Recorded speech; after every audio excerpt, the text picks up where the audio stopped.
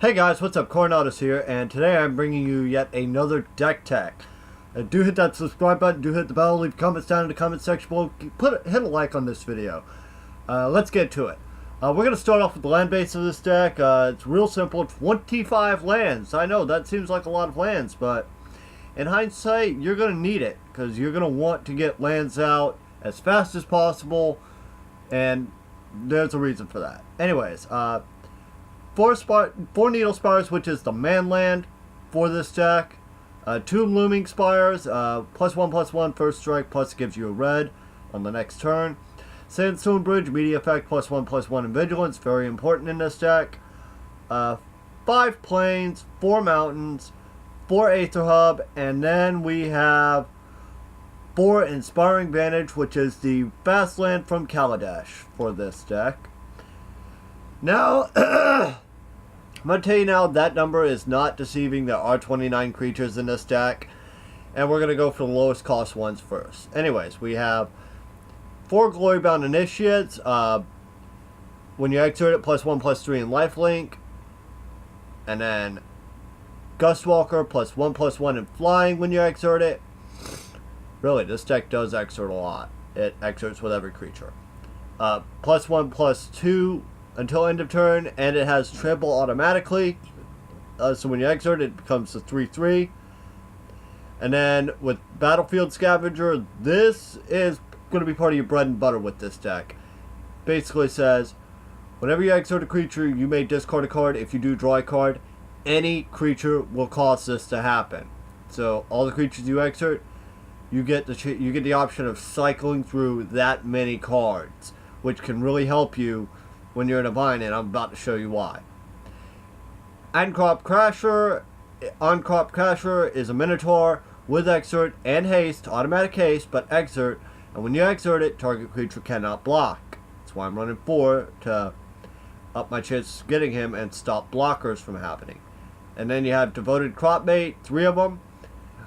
When you exert him, this is why the cycling from Battlefield Scavenger is important. A creature with converted mana cost of 2 or less can come back to your battlefield. This is basically your Reanimator. It's basically Reanimator as a beat stick. Yeah.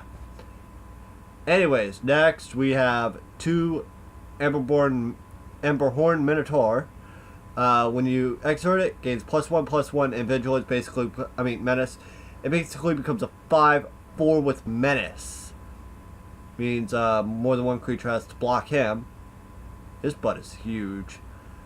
And then this, the Crop Elite, Top Crop Elite, when you exert him, all creatures you control get +1/+1 until the end of turn. So you're making your butt even bigger. Not a joke. You are making your butt bigger, which is another part of the bread and butter of this deck. Make your butt big and let your opponent know about it. And then Trueheart Twins. Whenever you exert him, +1/+0 to all creatures. In fact, for every creature you exert, making this the most badass card in the deck for punching your opponent in the face. Quite literally. He himself does not have to be exerted for this to happen. It's just for every single creature you exert. There's only 2 because he is a 5-drop. And we don't want to go too expensive on this. Now, there are 2 other cards. One of them is permanent, one of them is not. I'm going to go for the one that's not a permanent first. That would be Tenacity. Creatures you control get +1/+1 and gain lifelink until end of turn. Untap those creatures. That card can be very important in a tight spot when you have very little life. This card can basically save your butt. That, and you basically untapped all your creatures. So say you attack and you exert everything. After all the exerts go off, you can play this. They're still attacking. They come untapped. The exert's already done. You got all that effect off. Now you're just adding lifelink to the pot. That's just stupid. But there's one card, and it is a permanent. It is an enchantment. I'm sure you see it here. Always watching.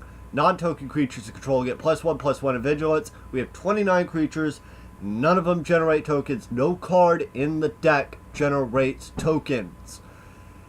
That is why this card is so good here. Oh my goodness. So you have this and Tenacity to help you, 3 of each, which gives you a pretty decent chance of drawing either one or both, even. If you can get both, then you're just going nuts. I mean, then you're just using Tenacity for the +1/+1 and lifelink, while having the +1/+1 with the Vigilance. So basically nothing taps. You get Exert constantly with this deck. It just goes crazy. Anyways, guys, like I said, do hit that subscribe button, hit that like button, leave your comments down in the comments section below. Do hit that bell when you do hit that subscribe button, because that lets you know when my videos go live, or if I do a live stream or anything like that. Anyways, guys, hope you enjoyed this video. Hope you enjoy this deck. Try it out for yourself. I am Coronados, everybody. Peace out.